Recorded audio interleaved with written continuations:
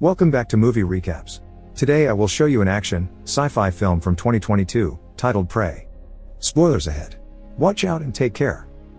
In 1719 in the northern Great Plains, young Comanche Naru goes herb gathering with her dog Sari. But when nobody is looking, she takes the chance to leave the group behind in order to practice her axe throwing against a tree. There, she notices some paw prints on the ground and follows them to find a white-tailed deer that she decides to hunt. The idea is to sneak around and surprise attack, but the sound of a rumble in the sky scares the animal away. Naru and Sari follow it, and Naru throws her axe at it, but she fails and the axe ends up stuck on a tree instead. While she recovers it, Sari keeps going and accidentally gets his tail caught in a bear trap. Forgetting about the deer, Naru rushes to rescue her dog and take care of his tail with some healing herbs. She also inspects the trap because she's never seen something like this before, but she's interrupted by the sky rumbling again. When she looks up, she sees a mysterious shape falling, and she believes it to be the legendary Thunderbird. Believing this is a sign to finally initiate her rite of passage, Naru goes to see her brother Tabe to ask him to take her with his party next time he goes hunting, and while he's skeptical, he accepts. Then, Naru goes back to the tribe to drop off the herbs she's gathered. While getting some medicine ready for the chief, Naru's mother Aruka wonders why her daughter must hunt when she's great at many other things, so Naru explains it's because they all think she can't. Meanwhile, it's revealed that the rumble from the sky actually belongs to a spaceship that drops an alien known as Predator on Earth. He's strong and fast, and his technology comes with camouflage that makes him invisible, plus heat vision goggles. Back to Naru, she returns to the forest to pick up some orange flowers her mother needs and keeps some for herself in her bag. When she returns to the tribe, she learns a mountain lion has taken one of their men and a hunting party is leaving to find them. Naru follows them, intending to join them, but some of the men don't want her there because she wasn't trained to hunt like them. Tabe comes in her defense, explaining she's good at tracking and medicine, so she's allowed to join them because she may be useful. Predator is in the area too, busy killing a snake. Following the tracks left by the mountain lion, the hunting party eventually finds their wounded friend Puhi. The hunters build a stretcher while Naru takes care of the Puhi's injuries, including feeding him some of the orange flowers, which will cool his blood. Now the party is ready to take Puhi back, but Tabe stays behind to find the mountain lion. Naru wants to stay with him because she thinks there's something else besides the lion. It doesn't make sense for Puhi to be alive, meaning something dangerous must have scared the lion away. Tabe turns her down though, and makes her leave. At first, Naru walks away with the party as her brother told her to, but she stops when she notices some weird things around her, paw prints too big to be a bear's, a carefully skinned snake, and blood on the top of a tree. She wants to warn Tabe, so the party sends Pak with her for safety while the others go back to their tribe. The pair finds Tabe and help him hunt for the lion by using Naru's plan, because Tabe wants to give her the chance she asked for.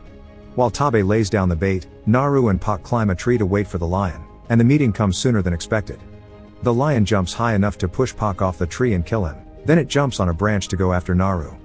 She slowly steps back as she tries to defend herself with a spear, but suddenly, she gets distracted by the rumble in the sky again. This gives the lion the chance to come after her, throwing her off the tree and knocking her out. When Naru wakes up later, she's back in the tribe, and Aruka explains Tabe dragged her back. Puhi has survived thanks to her medicine too, so Aruka thinks Naru should perhaps dedicate her life to medicine instead of hunting. Their conversation is interrupted when Tabe returns with the lion's body, an achievement for which he's honored by the chieftain. Naru is still sure there's something more dangerous in the woods and wants to go after it, but Tabe doesn't let her.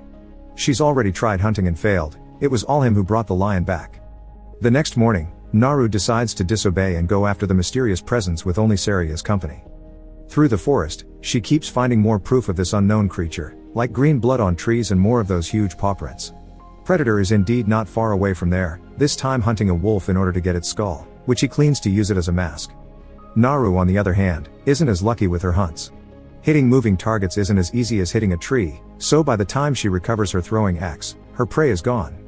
Fortunately, she comes up with an idea. She ties some vines to make a rope that she then ties to the axe, allowing her to throw it and instantly get it back without losing time.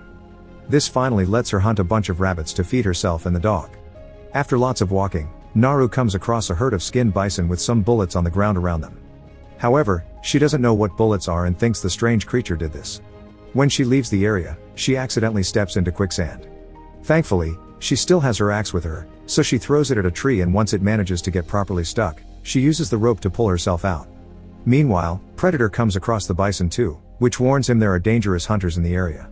Back to Naru, after washing up in the river, she comes across a grizzly bear that she intends to hunt. Unfortunately, her bow breaks, giving the bear the chance to come after her. Sari jumps in to distract the beast, giving Naru time to jump in the river and hide under a beaver dam. The bear comes after her again, trying to destroy the dam, but suddenly it's pulled back by Predator. Thanks to the bear bleeding on him, Naru finally gets to see the alien and wastes no time in jumping back into the river to swim away. Predator sees her but lets her go because he doesn't find her dangerous. After returning to the woods, Naru comes across a search party Tabe sent to find her while he looks around the other side of the river. They don't believe Naru's story because such a monster wouldn't let her go so easily, and when Naru tries to leave, Wasapi jumps on her to stop her. Naru fights fiercely but Wasapi still wins, tying her up to drag with the group toward camp. However, they stop when they hear some weird noises and red lights appear on Wasapi's chest. Staying invisible among the trees, Predator shoots and kills Wasapi, and when he comes nearer to recover his darts, the other hunters manage to hit him with an arrow. This causes the camouflage cloak to malfunction and reveal Predator to the naked eye. The men jump in to fight him, but Predator is no match for them and kills them easily. While he's distracted fighting, Naru approaches Wasapi's body to recover her things and cut off the rope, allowing her to run away. When she makes it to an open field, Naru comes across a hunter that had scouted ahead. He wants to fight back, but soon the red lights appear on his body too. Knowing what they mean now, Naru begins running away as Predator jumps on and kills her fellow tribesmen. She's so concentrated on keeping her eyes on the enemy that she doesn't see a bear trap on the ground and gets her leg caught in it. Predator comes after her, considering his options, but he suddenly runs away when he sees a group of French traders coming to see who fell into their trap. The traders knock Naru out and when she wakes up later, she finds herself in a cage at their camp. Sari has come looking for her, but he's caught and tied up as well. All the traders are wearing furs, and Naru realizes they were the ones that killed the bison. One of these men, called Raphael, knows how to communicate with her and asks her for information on Predator, who he thinks is a hunter looking for the strongest opponent. Naru tells them nothing, causing the traders to decide to reveal they've also captured Tabe and now they're hurting him to make him smell of blood. Then, Tabe and Naru are tied to a tree as prey to attract Predator so the traders can shoot him from their hiding spots. However, the traders didn't take into account Predator's camouflage, and he approaches them without them knowing to start killing them one by one. Tabe worries when he hears the screaming, but Naru explains to him that Predator doesn't want bait because he hunts differently, and he's always let her go because he doesn't consider her a threat. To make her feel better about her hunting abilities, Tabe confesses he only managed to kill the lion because he had followed Naru's plan, so she did do something back then.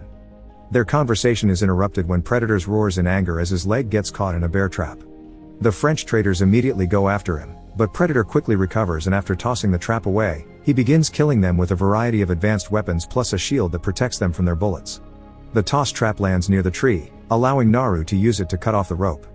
Now free, Tabe leaves to find some horses and Naru goes to rescue Sari while Predator takes out most of the remaining men with a grenade.